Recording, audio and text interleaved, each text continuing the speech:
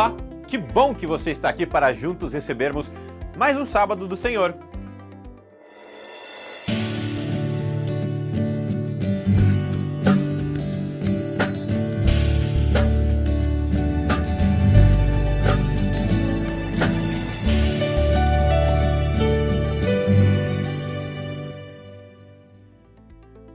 Seja muito bem-vindo a mais um Encontro Marcado. Estamos dando início ao programa de hoje, dessa semana, muito felizes, estamos todos animados, porque chegou mais um sábado, o dia do descanso, das nossas atividades, mas dia de muito trabalho em prol do nosso próximo e, é claro, cuidando sempre dos interesses de Deus.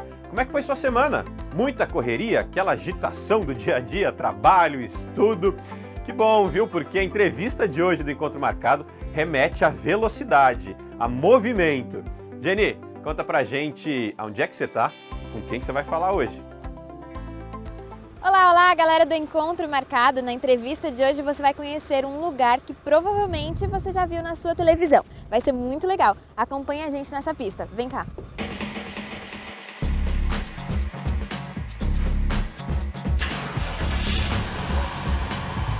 Bom, Guilherme, hoje o meu entrevistado é o Daniel Mazo. Tudo bem, Daniel? Tudo bem, Jenny? E eu já começo te perguntando, Daniel, qual que é a tua função aqui dentro? O que você faz? Há quanto tempo você está aqui? Bom, Jenny, aqui a minha função hoje, eu estou aqui há 6 anos praticamente, eu sou da área técnica de operações, né? Então a gente cuida de tudo dentro do autódromo, né? Toda a parte técnica, operacional, a gente está envolvido, né? Em qualquer situação. Sim, conhece bastante essa pista aqui, né? Bastante. Daniel, conta pra mim um pouco da história do autódromo. Por que ele veio parar aqui em São Paulo? Como que ele surgiu? Boa pergunta, Jenny. Isso tudo aconteceu em 1936, um grande prêmio São Paulo, que aconteceu lá na Vida Brasil, 1936, onde vieram grandes pilotos internacionais para essa corrida. E uma dessas pilotos, era uma mulher, um deles era uma mulher, a piloto Helenice, uma francesa. E nessa corrida, na última volta, ela disputando a terceira posição com o Barão Manuel de Tefé, eles dizem que eles se chocaram, né? A história não conta direito isso aí. Mas ela saiu para o meio fio e naquela época o público, né, ficava assistindo na calçada. E o acidente foi grave, teve 6 mortes e 40 e poucos feridos graves, né? Não tinha toda a segurança aqui? Não tinha nenhuma. Então o governo do estado preferiu não mais autorizar as corridas de rua, né? E eles alinhavaram ali o início das obras do Autódromo Interlagos. A partir de um acidente, acabaram criando a grandeza que é hoje o autódromo, né? Exato. Quantos quilômetros tem essa pista? Hoje ela está com 4.309 metros, né? Mas ela tinha 7.823 metros. Maior ainda. Era bem maior. Foi pelo evento da Fórmula 1, ela foi reduzida em quase 40% a pista. E existe diferença nessas arquibancadas? Tem algumas que ficam em lugares privilegiados e tal, que é mais caro? Por incrível que pareça, o setor A, que é isso que nós estamos passando agora aqui pela reta de chegada, é um dos mais privilegiados, que você vê a reta e vê todo o miolo do autódromo. E é a arquibancada mais barata. É a mais barata? É a mais barata que tem, tá? Você comentou sobre um projeto que é feito com as escolas, explica pra gente sim, um pouco sobre isso. O autódromo Interlagos não é só velocidade, entendeu, gente? Nós temos aqui também como obrigação de informar os jovens e adolescentes o que é a velocidade.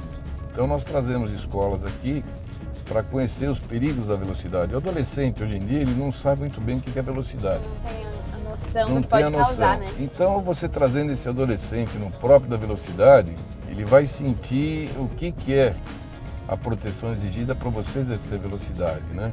Daniel, você já está aqui há bastante tempo, provavelmente você viveu muitos momentos marcantes. Eu queria que você ressaltasse para mim o momento mais marcante da história do autódromo para você. Olha, foi a vitória do Senna e nós estamos exatamente aqui, ó, onde ele parou aquela corrida que ele venceu, que ele só tinha, se não me engano, a 4ª marcha, tá? Então houve aquela comoção toda do autódromo aqui, o autódromo lotado de pessoas, você imagina. Na época eu era fiscal de pista. Você estava aqui bem pertinho. E eu pensei na hora que a gente recebeu a informação pelo rádio que ele estava passando mal. Então era para tentar socorrer ele, mas não era isso. Ele não aguentava sair do carro. Ele queria abraçar todo mundo, queria comemorar com todo mundo também. É que ele foi marco, assim, para mim, fenomenal, né? Daniel, eu te agradeço por contar pra gente um pouquinho da história desse lugar fantástico que tá na TV de todos os brasileiros, eu imagino, né? Quem agradece é o Autódromo de Interlagos, a São Paulo Turismo, e a gente faz de tudo para deixar isso aqui cada vez melhor. E é isso aí, espero que vocês tenham gostado. Um abraço e até a próxima semana. O automobilismo é um esporte para poucos na prática. Você pode curtir a Fórmula 1 aos domingos na sua televisão, mas para praticá-lo, realmente poucos conseguem. Que bom que o nosso Deus é um ser totalmente diferente dessa prática. Ele é um Deus para todos, que inclui a qualquer pessoa, tanto na teoria quanto na prática. E essa é a meditação, a reflexão que o pastor Marco Bueno traz para você hoje no Encontro Marcado. A quadriculada em preto e branco está nas mãos de Mihaly Ridazzi. Senna vai apontar. Patrese está perto, mas ele vai apontar. Aí Senna, de ponta a ponta, vai apontar Ayrton Senna. Depois desta curva, aponta Senna. Vem pra reta, vai pra vitória, Mihaly Ridazzi, Ayrton, Senna do Brasil!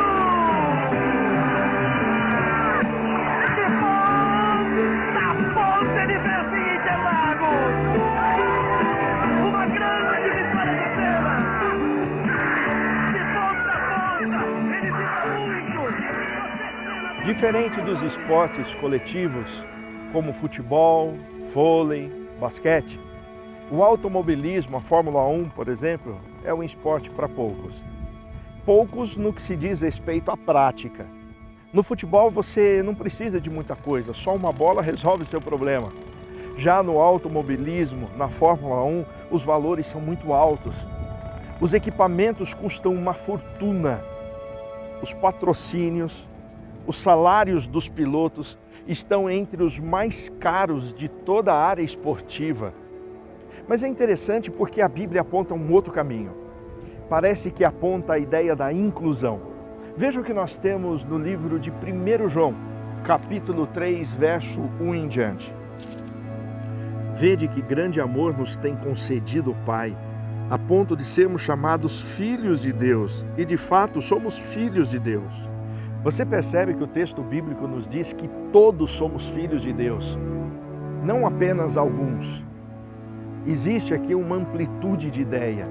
E para que não houvesse dúvida, Jesus ainda deixou uma outra declaração. Veja o que nós temos em Mateus, capítulo 11. Acompanhe comigo. Vinde a mim todos os que estáis cansados e sobrecarregados, e eu vos aliviarei. Você percebe que Jesus aqui novamente usa a ideia da totalidade. Vinde a mim todos que precisarem, todos que desejarem, venham a mim. Novamente temos a ideia do global, da inclusão. E isso se aplica dentro de outros aspectos do cristianismo. Por exemplo, venham a mim todos que desejarem orar. Venham a mim todos aqueles que desejarem ter uma alimentação diferenciada. Venham a mim todos aqueles que desejarem chegar à minha casa, me adorar, estudar a minha palavra. O chamado é universal. Uma coisa curiosa é que Deus nos deu uma pista da maneira com que Ele gostaria de ser adorado. Aliás, uma das maneiras que Ele gostaria de ser adorado. Quando Deus se dirige a seus filhos e diz: filho, eu gostaria que você me desse 10% da sua renda, Ele não estipula valor. O dízimo, ele não está preso a um valor específico. Ele está preso a uma entrega de uma porcentagem da nossa renda. Isso nos ajuda a entender que Deus novamente abre espaço para que todos participem. Você que tem uma renda muito boa, você pode participar. Você que tem uma renda pequenininha, você também pode participar. Você que ganha uma pequena mesada, você também é convidado a ter o privilégio de adorar a Deus através dessa forma de dedicação a Ele. De repente, então, pode surgir uma dúvida. Será que aqueles que não têm uma renda maior não teriam vantagens sobre aqueles que possuem uma renda menor? Provavelmente. Mas nós não podemos justificar a não devolução do dízimo, a não adoração a Deus através do dízimo, levando em consideração só o valor da renda. Sabe por quê? Porque seria a mesma coisa que justificar que alguém que possui uma agenda muito pesada, que tem um tempo restrito, estaria isento de buscar a Deus através de uma íntima relação com Ele, através do estudo da palavra, através da dedicação do tempo para oração, de ir à casa de Deus. Não podemos justificar um erro dessa maneira. Sabe, Deus nos trata de uma maneira personalizada e Ele sabe exatamente os nossos pontos mais vulneráveis. Quando nós entregarmos as nossas debilidades nas mãos de Deus, pode ter certeza que as coisas tendem a ser diferentes. Uma única coisa não pode acontecer: você jamais poderá justificar o seu erro, porque quando isso acontecer, a partir daí, ele não se torna mais seu. Pense nisso.